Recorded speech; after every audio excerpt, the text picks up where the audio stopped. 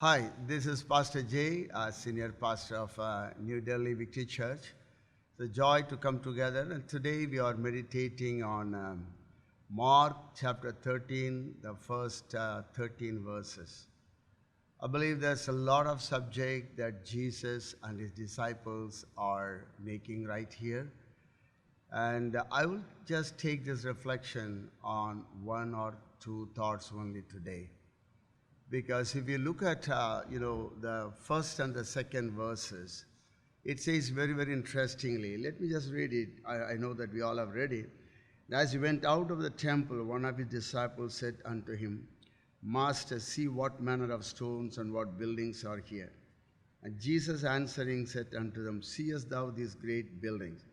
There shall not be left one stone upon another that shall not be thrown down. So what we see over here is Jesus talking about the temple because the disciples drew his attention to this one.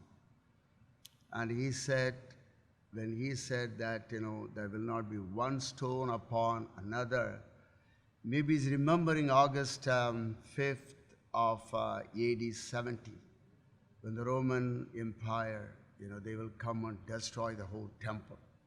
But my thought today is, look at the temple of God, and the first century, the whole Jewish worship and praise, it's all temple centric.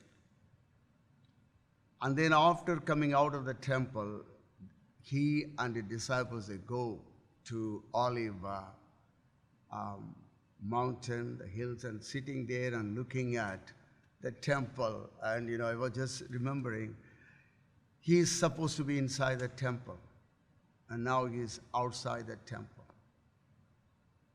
Long since the presence of the Lord has gone out of the temple. And we just go through this one and see the right from the day that the children of Israel were brought out of Egypt. And we know that, God wanted them to come and worship.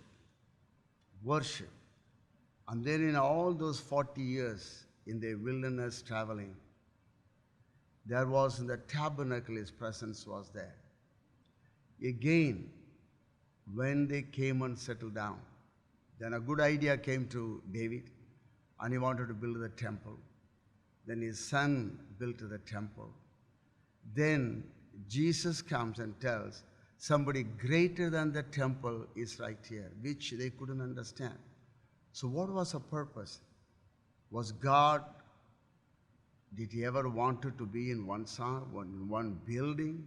And as Paul makes it very clear, God does not even the building that made with the hands, a man's hand. So we see right here is that God, he wants his presence in your heart, in my heart. I'm looking at the temple. Know ye not ye are the temple of the living God. And Paul comes and says, Christ in us, the hope of glory. His presence. In our walk with the God, what God looks for is his presence. We are the temple of God, you and I, and we are the temple of God. And now God does not want us to be just in one building. He is a mobile God. 40 years he was in the wilderness, moving with them. And now he says, know ye not, you are the temple, and the Spirit of God is living in us. So my reflection on this passage is this, that God's presence need to be in our life. And Jesus made it very simple. In John chapter 15, if you abide in me and I in you, and you are going to have a great, blessed, fruitful life. So we look at the presence of God. Today we have to ask a few questions to our life. I'm doing all these things, for God. Am I just walking in the presence of God? Can I say that Jesus is in my heart? Every day Jesus said, the Son does not do anything other than what he sees the Father does.